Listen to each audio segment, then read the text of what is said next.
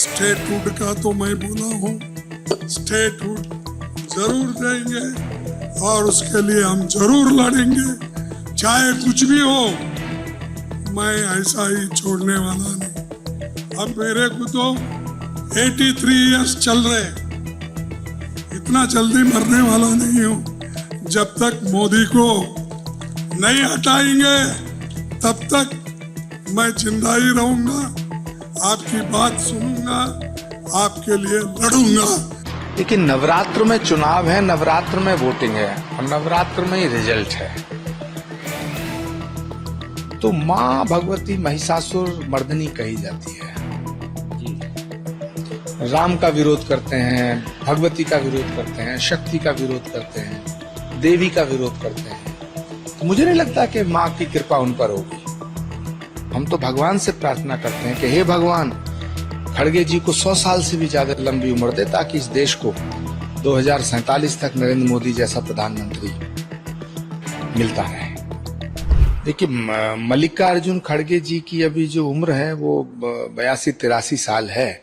हम भगवान से प्रार्थना करते थे कि भाई वो लंबी उम्र उनकी हो, दीर्घायु हो। अब उन्होंने कहा है मैं जब तक मोदी को नहीं हटाऊंगा तब तक नहीं मरूंगा। तो हम तो भगवान से प्रार्थना करते हैं कि हे भगवान, खड़गे जी को 100 साल से भी ज्यादा लंबी उम्र दे, ताकि इस देश को 2047 तक नरेंद्र मोदी जैसा प्रधानमंत्री मिलता रहे। लेकिन नवरात्र में चुनाव है, नवरात्र में वोटिंग है और नवरात्र में ही रिजल्ट है। तो माँ भगवती महिषासुर मर्दनी कही जाती है जी। तो जो लोग सनातन को मिटाने की बात करते हैं, जो लोग राम का विरोध करते हैं, भगवती का विरोध करते हैं, शक्ति का विरोध करते हैं, देवी का विरोध करते हैं, तो मुझे नहीं लगता कि माँ की कृपा उन पर होगी। जम्मू में थे मल्लिकार्जुन खड़गे वाला नहीं हूँ, जब तक मोदी को हरा नहीं दूंगा तब तक मैं मरूंगा। देखिए, मल्लिकार्जुन खड़गे जी की अभी जो उम्र है वो 82-83 साल है।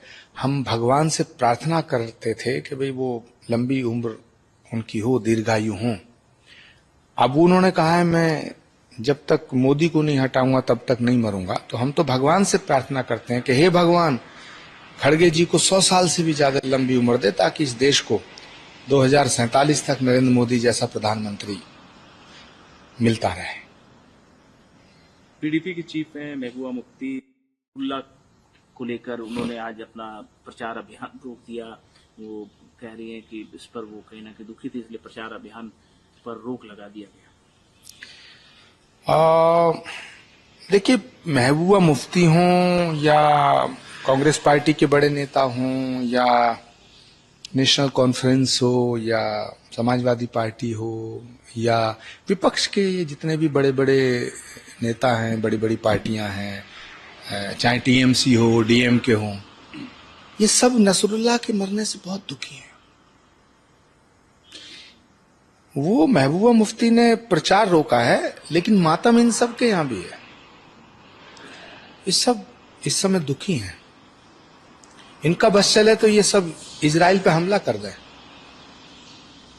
इनका बस नहीं चल रहा है, वरना ये हमास के संग, हिजबुल्लाह के संग AK-47 लेके मैदान में कूद जाए। ये बेताब है, परेशान है। हिजबुल्लाह पे अटैक हुआ, नसरुल्लाह मारा गया, तो ये इनका नेचुरल कनेक्शन है। एमके तमिलनाडु में लगातार सनातन के विरोध में वो बोलते रहे। आपको लगता है किसी बात का उन्हें अवार्ड दिया गया और आज मुख्यमंत्री बनाया गया? कि रावण के वंशज राम का विरोध तो करेंगे ही ना। जो राम का विरोध करेगा, सनातन का विरोध करेगा, उसे वो आगे बढ़ाएंगे। रावण की सेना में जितने लोग हैं, रावण की सेना में जितने लोग थे, वो तो स्वतः ही राम का विरोध करते थे ना, एक विभीषण को छोड़ के। तो ये परंपरा चली आ रही है। तो जो राम को गाली देगा, सनातन को गाली देगा, सनातन को बुरा भला कहेगा, उसको तो पदोन्नति मिलना स्वाभाविक है।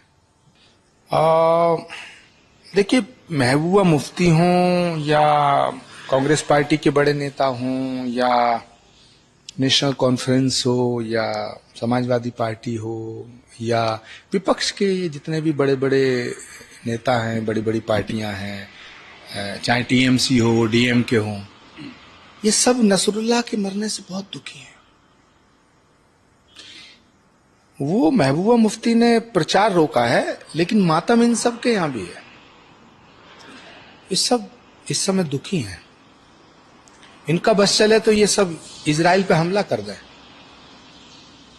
इनका बस नहीं चल रहा है, वरना ये हमास के संग, हिजबुल्लाह के संग AK-47 लेके मैदान में कूद जाएं। ये बेताब है, परेशान है। हिजबुल्लाह पे अटैक हुआ, नसरुल्लाह मारा गया, तो ये इनका नेचुरल कनेक्शन है। तमिलनाडु में लगातार सनातन के विरोध में वो बोलते रहे, आपको लगता है किसी बात का उन्हें अवार्ड दिया गया और आज मुख्यमंत्री बनाया गया? कि रावण के वंशज राम का विरोध तो करेंगे ही ना। जो राम का विरोध करेगा, सनातन का विरोध करेगा, उसे वो आगे बढ़ाएंगे। रावण की सेना में जितने लोग हैं, रावण की सेना में जितने लोग थे, वो तो स्वतः ही राम का विरोध करते थे ना, एक विभीषण को छोड़ के। तो ये परंपरा चली आ रही है। तो जो राम को गाली देगा, सनातन को गाली देगा, सनातन को बुरा भला कहेगा, उसको तो पदोन्नति मिलना स्वाभाविक है। आम आदमी पार्टी, अरविंद केजरीवाल हरियाणा में लगातार मेहनत पास रहेगी, उनके बिना सरकार नहीं बनती। तिहाड़ का जिक्र कर रहे थे कि किस तरीके से उनको टॉर्चर किया गया, मारने की कोशिश की गई, उनकी आवाज को दबाने की कोशिश की, पर वो हरियाणा के बेटे हैं, वो झुकेंगे नहीं। देखिए, कुछ भी कहो, केजरीवाल दिलेर आदमी तो है। जिस शिद्दत से वो संघर्ष कर रहे हैं, तो ये तो कहना पड़ेगा। महाराष्ट्र में चुनाव होने वाले हैं, शरद पवार फॉर्मूले पर 8 से 10 दिन में बातचीत हो जाएगी और वो क्लेम कर रहे हैं कि सरकार जो है MBA की बनने वाली है महाराष्ट्र में। शरद पवार जी वरिष्ठ नेता है, उन्हें क्लेम करना चाहिए, लेकिन चुनाव के बाद में वो क्या कहेंगे, क्या करेंगे, ये बड़ा सवाल है। उद्धव ठाकरे जी और शरद पवार जी कहां रहेंगे, किसका साथ देंगे, किसकी सरकार बनाएंगे, ये बड़ा सवाल है। फिलहाल जो महाराष्ट्र की जो राजनीति है, तो मुझे लगता है कि एकनाथ शिंदे जी का जो काम करने का तरीका है, वर्कर से मिलने का तरीका है, जनता से मिलने का तरीका है, वो बहुत ही पुरुषार्थी व्यक्ति हैं। छत्रपति शिवाजी महाराज के बहुत ही अनन्य भक्त हैं एकनाथ शिंदे, और सनातन के ध्वजवाहक की तरह महाराष्ट्र में घर घर जा रहे हैं, गली गली जा रहे हैं। तो मुझे लगता है कि इतना आसान नहीं है अभी बीजेपी और एकनाथ शिंदे के इस गठबंधन को हराना।